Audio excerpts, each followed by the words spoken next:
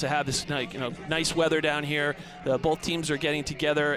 It's the first game for UVM, and they're going to be able to, I think, really put up a good showing here against the Blue Devils. So up for an exciting game. And it's going to be a very interesting matchup at the Face-Off X. Jake Naso and Tommy Burke, as Naso wins it right away. And Duke has the opening possession in the home white uniforms, Vermont in the green. First successful clear for Duke. It was an absolute avalanche of goals for Duke early on in the game against Robert Morris. 2 on their clears now. Transition play was the name of the game for the Blue Devils early against Robert Morris, and Ryan Cornell is standing tall inside the crease for Vermont early on. Cornell already has 3 saves.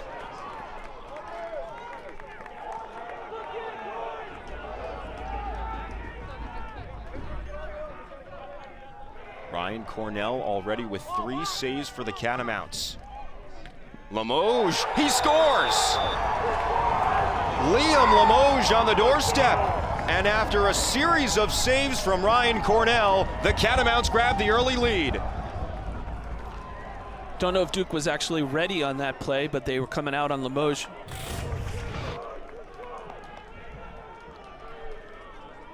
You can see the play develop here, and it looks like there was a little bit of slow hesitation getting there. Limoges just takes a quick shot, opportunistic from the goal line extended. And, just going to try to test Adler all day long. Duke's moving the ball around methodically. I tell you, the thing about this game is going to be if Duke is going to play the transition game that they want to play, or is Vermont going to slow them down? If Vermont can make this a half-field game and keep the score, say, under 10, it's going to be a long day for Duke. Otherwise, it's going to be a whole different ball game if the Duke offense gets rolling. It's interesting. Chris Fifes, the head coach of Vermont, told us that he thinks if Vermont keeps this close, it would be a high-scoring game, which kind of surprised you, as Nakeie Montgomery puts it down for Duke, and we're tied at 1. Yeah, I mean, low-scoring game, high-scoring game. It's going to come down to also like which goalie is hot. Right now, Cornell's showing he's in this game. Beautiful pass off to Nakeie Montgomery. This is his signature shot, really. I mean, he is an amazing over-the-top shooter. The other guy's going to step up. Duke now with 3 face-off wins against none for Vermont. Andrew McAdory right now with the ball, exciting player. Pound for pound, one of the strongest guys on the team, actually, in the tradition of Jordan Wolf. People don't necessarily remember that, but Jordan was a beast in the weight room. Montgomery again. Montgomery's having a big day. That's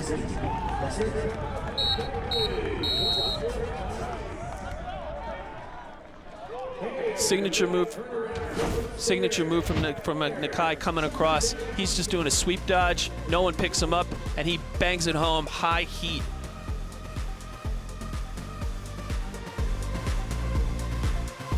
Really get a really nice thought-out shot on a goal. It seemed like a long time since Duke has had a clean offensive possession, hasn't it? Yep. And this is something that is, it works to the benefit of Vermont. The longer that they can keep the ball on their offensive end, that's like playing defense against our offensive unit. They can go cold. And the shot is stopped inside off the deflection. That was Cam Bador, the captain, who could not release the shot. Vermont in transition. Limoges, Cornell out of the crease, and then the shot is whistled home by David Klosterman. Incredible play. Well, Dave, they said Ryan Cornell was involved in the clearing game. I didn't know to this capacity. Yeah, well, we talked to their coaches, and they said he's one of the best, if not the best athlete on the team. If you watch here, he initiates the play, follows the play, assists, and, it's just a matter of a night. Got a practice in, ended that practice around 9 o'clock, and so far looks pretty sharp in the opening minutes against the Blue Devils.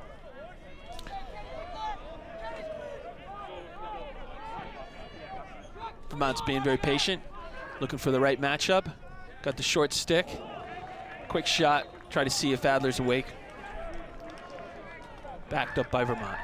Yeah, it's an interesting kind of chess match between these two teams, right? Where does Vermont find the short stick? Is it Griffin Fenech that gets the short stick matchup? Is it someone else for the Catamounts that needs to step up? Yeah.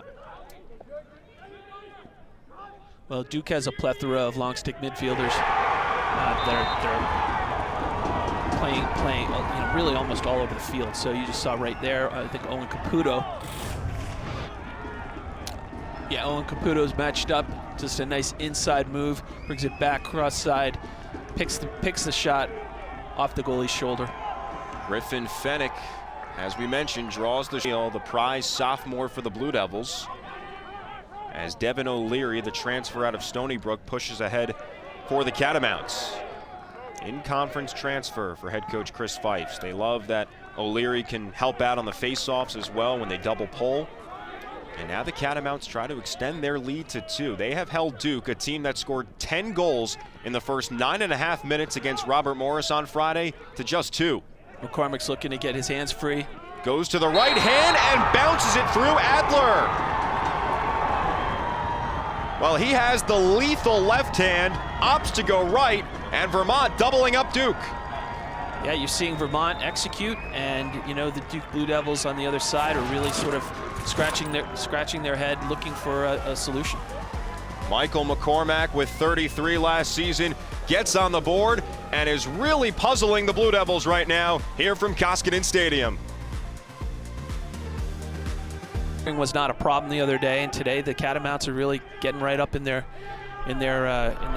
faces early on. They're pushing them into shorter positions on the field. 8 giveaways already for Duke, as Vermont is looking for a hold. They don't get it, and Nakeie Montgomery peels away with it for the Blue Devils. Unsettled situation with Robertson to the doorstep, and Dyson Williams punches it home. Yeah, just a great unsettled play. This is going to happen when you try to jam the Duke players into a small space. There's going to be uncertainty, 50-50 ground balls. They picked that up, went right to the goal. Dyson Williams puts it home. Yeah, Chris Fifes and the Vermont coaching staff thought that Stone Jacobs was being held by Montgomery. They don't get the call. They leave Williams wide open in front, and the Blue Devils are within 1. Fundamentals. McAdory dodges down the alley. Slide comes from Sharkey. A lot of exterior play right now for the Blue Devils. O'Neill against Canfield. What a welcome back for Jackson Canfield as O'Neill puts it home. Brennan O'Neill pumps up the Duke sideline, and we are knotted up at 4. Yeah. Brennan O'Neill, one-on-one individual effort. Hard to stop with one person. Denenza brings it down, moves it around. Brennan O'Neill says, I'll decide. One-on-one matchup, double team slide, comes across, does a question mark dodge, question mark shot, puts it right in, boom. Dave, wasn't it funny when we spoke to head coach? It's not an enviable position for any defense. No doubt about it. So Brennan O'Neill, after the 6 goals on Friday, gets his first today. Now can Vermont get that coveted response as McConvey can't catch the pass. Lewandowski looking for it for the Catamounts. It's taken by Duke. Blue Devils in transition. Robertson, Williams, yes!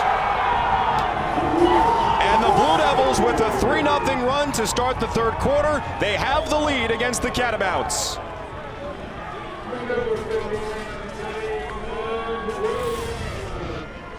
Yeah, great ground ball effort, picking it up in transition, eyes open, head up, bringing it down, cross cage pass, exactly what you want, one-on-one with the goalie, hard to stop for Cornell. And here comes Nick Alviti, the long stick midi for Vermont.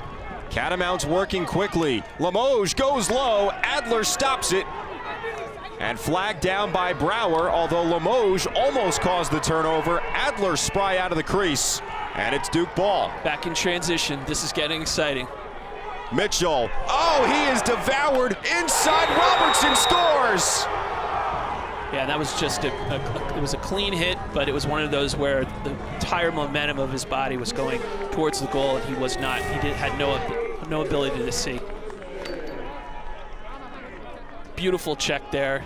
That's called a windmill, as you see the stick go up in the, and then, bringing it down here. Duke did a really nice job sloughing in, making sure that they limit the shot. Great save.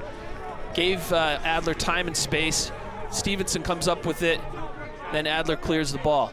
This is transition in action right there. That's a 40, right there was a 35, 40-yard pass. Coming down, cross cage. One more look, one-on-one with the goal. Hide their stick. And so it's very hard to actually play and know where the ball is many times when you're playing against a Canadian player. Duke saw 20-plus Canadians on the Robert Morris roster on Friday, another 6 here for Vermont. And Chris Fife's told us he hasn't been able to go to Canada in the past couple of years due to the travel restrictions, but he usually goes around twice a year. What you just saw there was a turnover by Vermont, and then another turnover, regaining possession by Duke. Great goal by Montgomery. Third of the game for Nakeie Montgomery. And the Blue Devils have stormed out to start the second half and lead 7-4.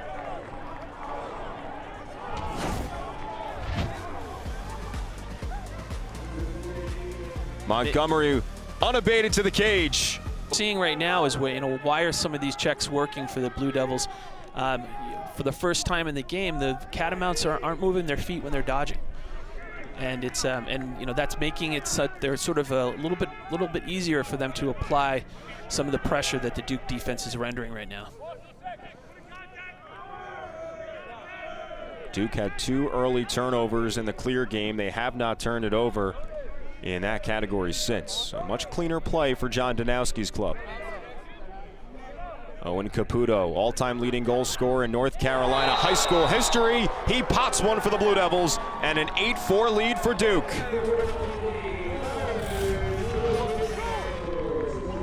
Owen's coming down. It's a classic move. He does this a lot. He takes the opportunity. He throws it right by the corner, up in the shoulder of Cornell. And I don't even think Cornell saw that. The Devils team from St. Anthony's. Akadori draws the slide. Denenza waiting for an opening. Vermont's defense clogs it up. And now Brennan O'Neill. Drawing the short stick.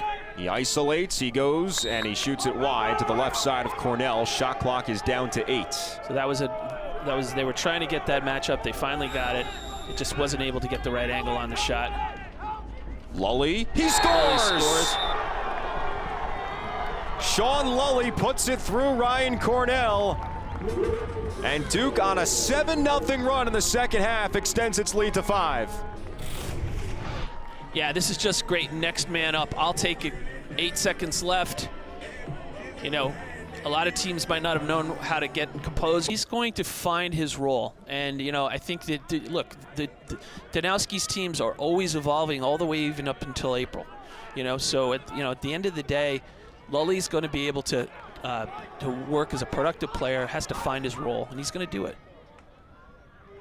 Vermont needs an answer, and they need it quickly as McConvey is shoved off by Stevenson. Duke defense entirely different than they were in the first half. You see it organized. They're taking.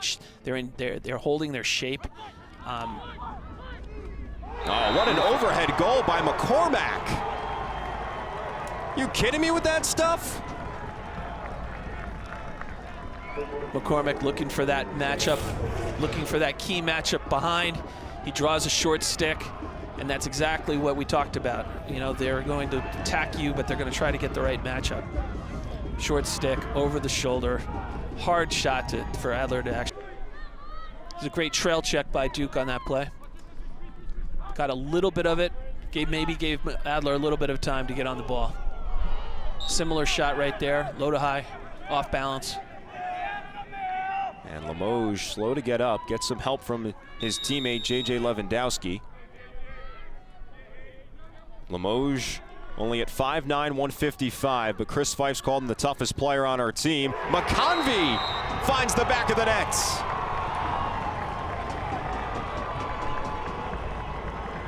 Two consecutive here for the Catamounts. Vermont creeping closer.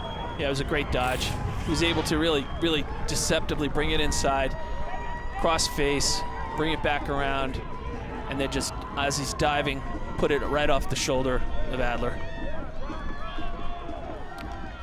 Pretty hard dodge. O'Neill to Kraus, and now Robertson puts it behind the net. Duke moves the ball quickly. O'Neill gyrating, spinning, and shoots it wide. Yards off the cage, and he's got his effectiveness is to be able to actually power his way in and get a lot closer to the goal for those shots. Charlie O'Connor against Stone Jacobs. O'Neill with a crevice of space, and he puts it home. Absolutely blazing shot. You know, if you're going to come out and play him, he'll dodge. If you're going to come out and play him, he'll dodge on you. And if you don't come out and play him, he'll take a straight up shot that's just an absolute cannon. Well, Vermont has kept him in check. 8 shots for O'Neill. That's just his second goal, but those are the types of plays that really make you wow. Yeah. Sport. He chose Penn State initially, back in 8th grade, but then decided that Duke was the best place to go, both from an academic and athletic standpoint. 45 goals his freshman year, and he puts the Blue Devils on top by 4. Very quiet young man, Brennan O'Neill, just goes about his business. Says doesn't really try it all that hard as Griffin Fenech puts it in. And Vermont just hanging around right now down by 3. You know, it's a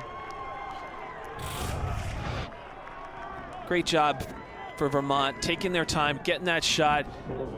Carpenter slow to get out to cover him. He has the time, he has the space, he puts it right down on the ground, right through on the offside. It's now a 3-goal advantage for Duke. Klosterman, Haley can't fire off the shot. Kenny Brower tangles him up. Scrum of players, and Duke has it. Stevenson lofts it ahead to his fellow defender and Will Frizzoli. Transition opportunity for the Blue Devils. Kraus, Robertson spins, finds the space, and locates the corner. Joe Robertson off of transition play for the Blue Devils. Very reminiscent of what we saw Friday against Robert Morris. And a 4-goal cushion for Duke. Yeah, this was a textbook transition play. Down to here you see it, the final part of it. Robertson does a nice spin move, comes in, finishes pay dirt. Started with the defense, so a great defensive stop. Here's Robertson again, puts it on the ground. Really nothing Cornell can do about it. That's Robertson, who combined for 90 goals in his first couple of years, tore his ACL in 2020. And now Duke again, it's Jake Naso! The face-off man! He gets the goal for Duke. Jake Naso playing quick offense, Fogo, superstar. Jake Naso with 3 goals last season. And Naso on the board. He has been dominated all game long, but gets the goal for Duke. Had to seal the deal. And you know, you're not making any ridiculous, you know, plays. You're trying to, you know, play your game, do the things that you've, you know, been doing this half, and really focus on that. And that's what the coaches are telling them, right? Play loose, and make sure you're completing your plays. Dyson Williams with the ball. He had 4 goals against the Colonials, and Dyson Williams has yet another for Duke. And Dyson Williams, I mean, it's amazing that he's on the same line with Brennan O'Neill, because he is such an amazing threat. A Canadian who just can do it all from any part of the field, especially on the left side. You'll see right here, short stick matchup, comes around, brings it inside, and there's no slide. So, you know, this is again the dangers of having him and O'Neill on the same line. So Dave, you've got 4 without much offensive, offensive drive until 15 seconds. O'Neill against Canfield. Jackson Canfield in his first game since early last year after a partially torn ACL. That's the assignment he gets in game number 1. So again, remember, it's a free play, so they're going to take a high percentage shot. That seems high percentage to me. That was high percentage. Upper shelf cheddar.